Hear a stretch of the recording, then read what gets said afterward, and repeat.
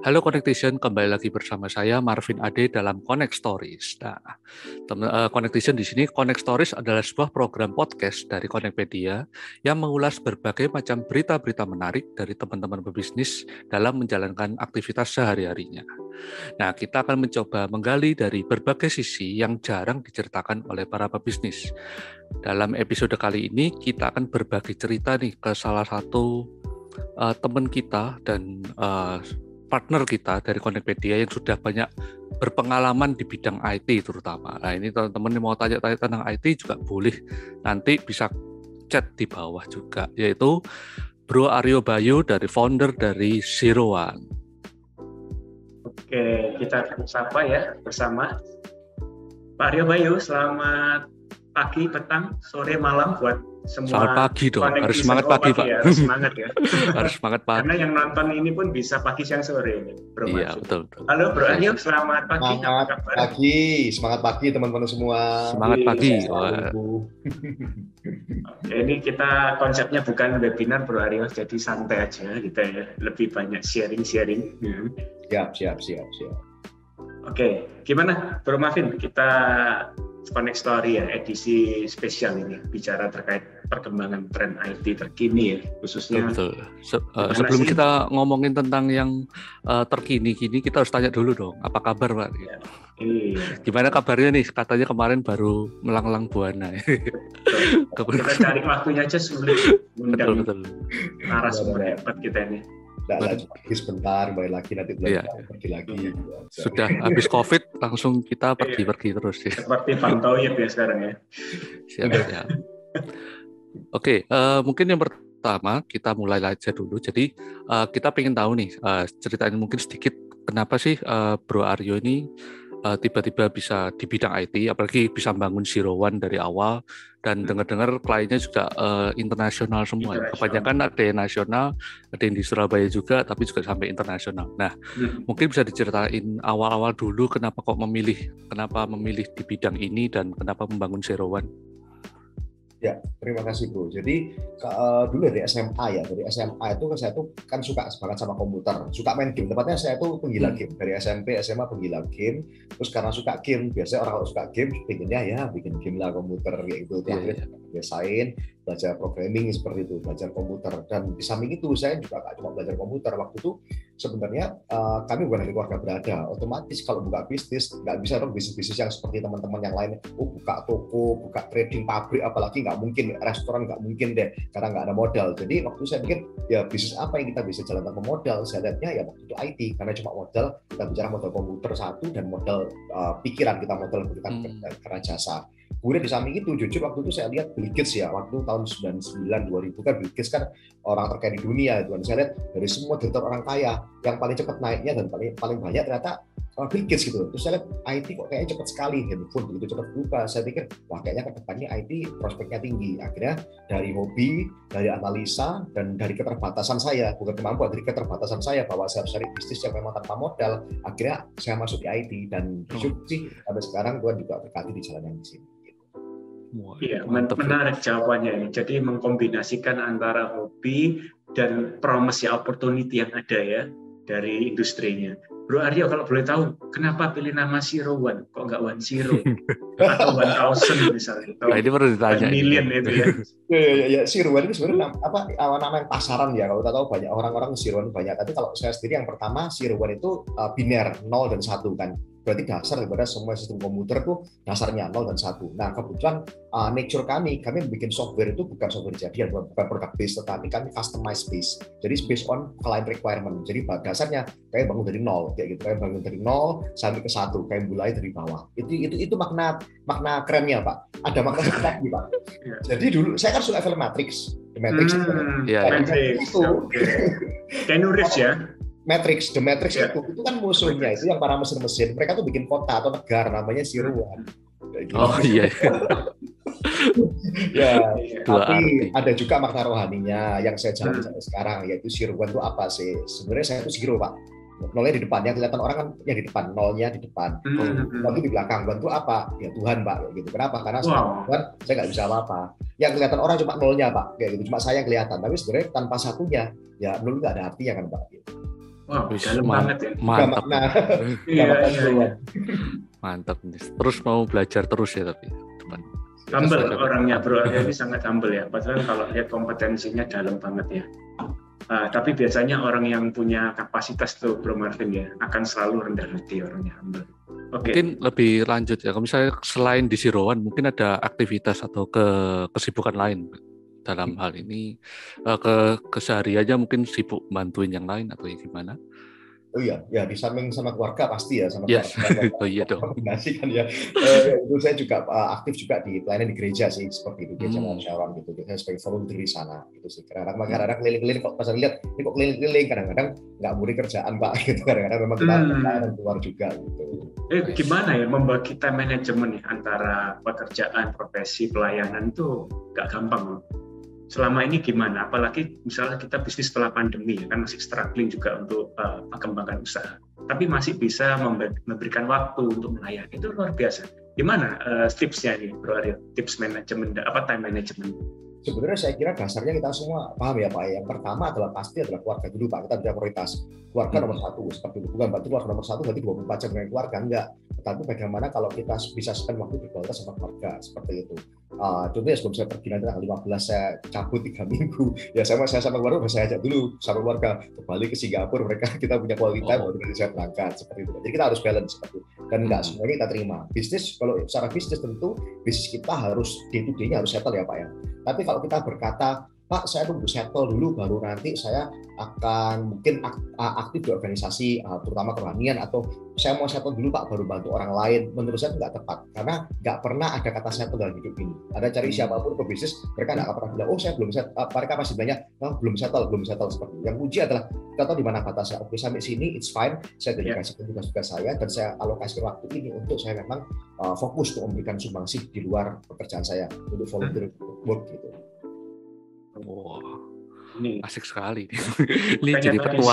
Tadi itu dimaknai ya dalam kehidupan pribadi. Jadi bisnis dan pribadi sudah sinkron sekali nih. Nah, tapi kembali prioritas utama tetap di family ya. Karena kan semua pasti ada Tuhan, family, baru pekerjaan dan lain-lainnya. Nah, ngomongin bisnis, nah kita lanjut ke arah bisnis nih Pak Sandi. Jadi kalau ngomongin berbisnis, nah ini kan kalau ngomongin jasa, kebanyakan tuh orang-orang akan memilih, oh bisnis jasa tuh di mana? Di Jakarta lah atau di kota-kota besar. Surabaya salah satu kota besar yang mungkin dalam benak banyak orang itu kayak ini market yang sangat susah. Nah, ketika Aryo selama ini membangun bisnisnya Zero One ini, nah struggling apa sih ketika membangun bisnis IT di sini? Itu. Ya.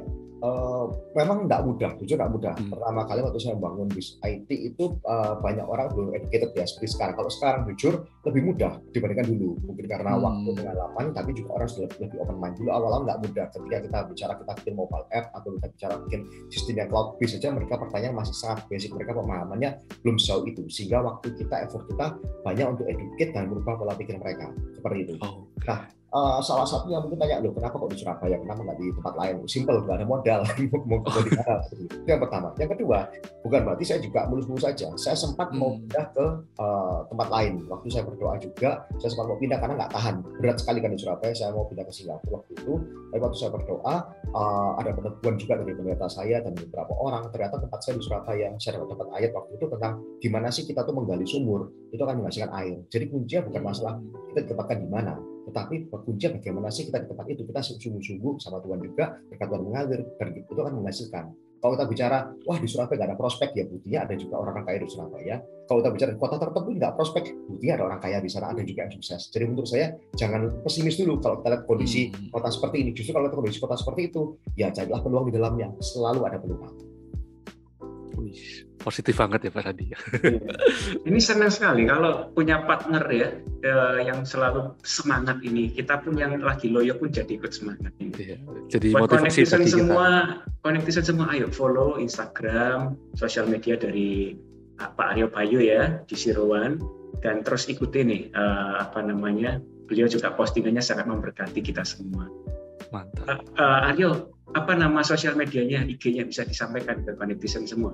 Oh ya, Aryo Bayu ya, sesuai nama sama ARIO BAYU gitu aja sih simple. Oke, ini disambung semua. Ya. Supaya semangat. Kalau dekat sama orang yang semangat, kita ikut ketularan semangatnya ini ya. Ya, para pebisnis juga di Connectpedia kan kita memang bisa bertemu dengan banyak orang. Salah satunya menggali hal-hal positif dari orang-orang tersebut. Ayo kita next siapa tadi ya? Oke, ini masih ada satu bahasan lagi nih ya. Boleh. Jadi terkait apa nih, Bro Marvin? Terkait tentang tren IT. Ini kita kan harus tanya ke pakarnya dulu kalau ngomongin tren IT. Karena kan dunia sekarang memang trennya arahnya semuanya ke digital, baik yang ngomongin metaverse lah, ngomongin tentang blockchain dan lain-lain. Tapi kan semuanya terkait dengan digital. Namun kita nggak ngomongin yang sampai muluk-muluk seperti itu. Tapi kita coba dari sisi bisnis deh. Kira-kira tren IT ke depan dari sisi bisnis menurut Bro Aryo ini gimana nih? Menurut saya yang paling relevan ya untuk di Indonesia itu sebenarnya yang pertama pasti dari sisi untuk AI itu relevan, saya akan ceritakan setelah ini. Dan yang kedua dari sisi no-code development, no-code. Apa itu saya jelasin ya supaya agak bingung nih. Tanda tanya nih kelihatan nih. Yang pertama dari sisi AI. Jadi kalau kita tahu AI kan perkembangannya cukup pesat ya. AI yang saya masukkan bukan seperti kami. Jadi kami juga develop ada platform AI tapi demand-nya kecil banget. So far kita cuma pakai untuk 1 atau 2 klien. Yang lainnya masih beberapa kebutuhan ke arah sana. Tetapi AI untuk consumer. Contoh kita bicara, nanti coba lihat ya di YouTube ya, cari Adobe Photoshop. Adobe Photoshop yang baru. Nah, bagi orang yang suka editing foto, enak itu. Ada fitur nanti pakai neural network, pakai AI itu, kita bisa enhance foto langsung di filternya tuh. Bisa enhance foto yang blur jadi tajam. Terus foto-foto yang hitam putih jadi berwarna.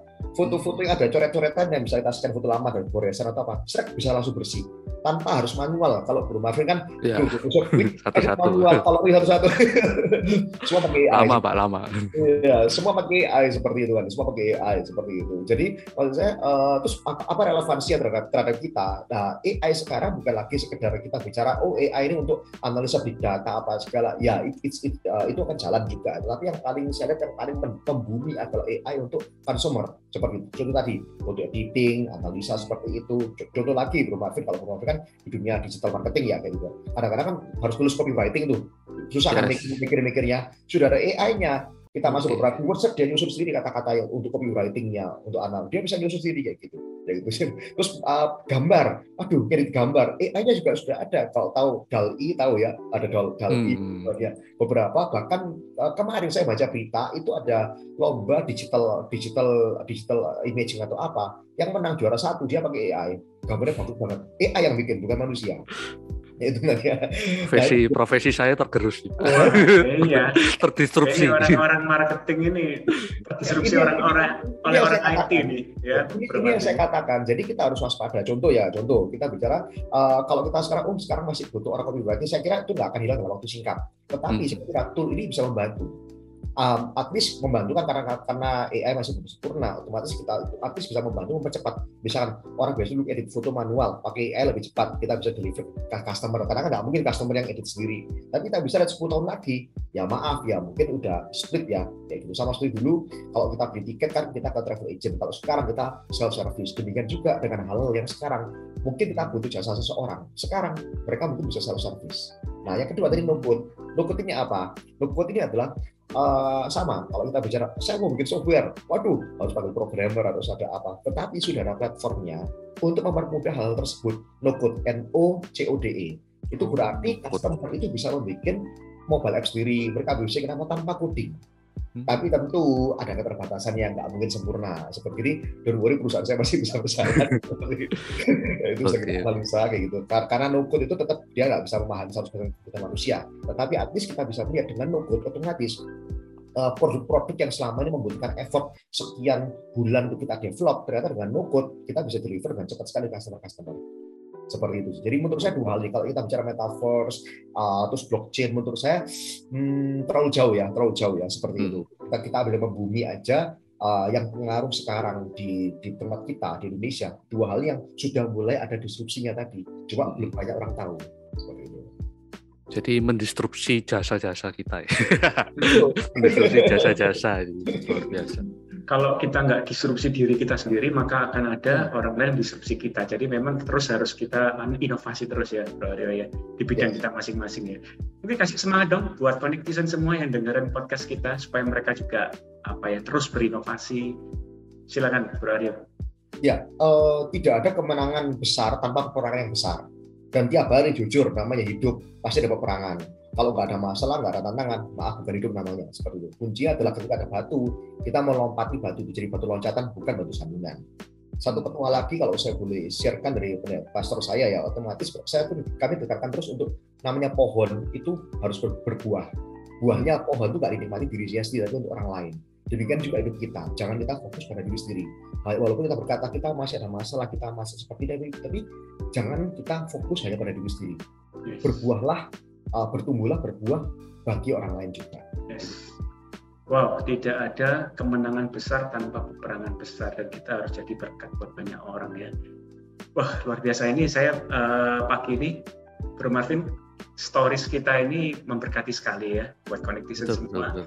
Belajar juga tren IT, juga dari semangat hidupnya Pak Aryo Bayu, dari Sirowan, namanya aja udah sangat dalam maknanya. Gimana, Bro Marvin, Connect Stories? Kita harus lanjutkan edisi berikutnya.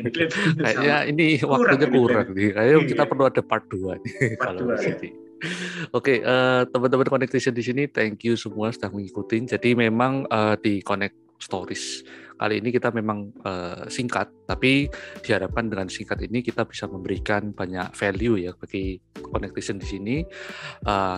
Sekali lagi thank you ke Bro Aryo Bayu yang sudah mau sharing di sini. Thank you Bro Aryo di Connect Stories kali ini ya. Jadi thank you semua Connectation yang sudah mengikuti. See you on the next Connect Stories. Bye-bye. See you, bye.